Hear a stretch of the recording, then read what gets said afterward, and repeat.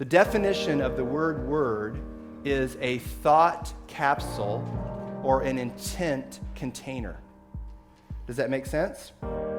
A thought capsule, an intent container. Which is really cool when you think about it, right? A word doesn't have a meaning until you ascribe a thought to it. And then you deliver that to someone, and it contains the intent, hopefully, that you meant, right? It's what the word means in the Old Testament. But what is a thought? It turns out, when you look up the word thought, it means to form something in reality.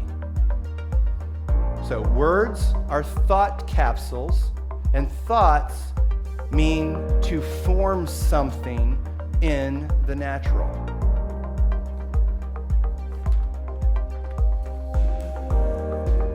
You might say it's a motive or an intent container. Why this is so huge is because in the beginning was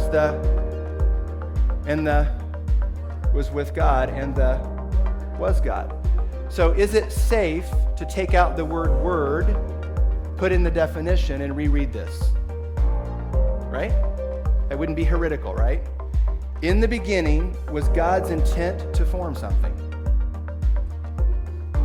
in the natural.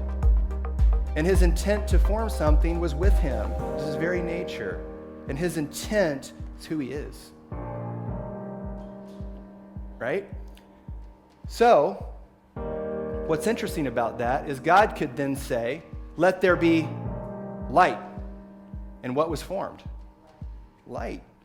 Because there was no distance or distinction between what he said, what he intended, and what formed. Literally, the word said means intended. So, by the way, this is why we say to form love's ideal on earth as God originally intended. Why? Because God is love. This is what he intends. He is the very definition of love. So, if you ever wanted to disrupt what God intended to form, what's the first thing you have to do? Change the meaning of the word. So what is the first thing the enemy said? Did God really say? What did he really intend when he said that? Isn't that the debate? And the greater question is, what did he intend to form?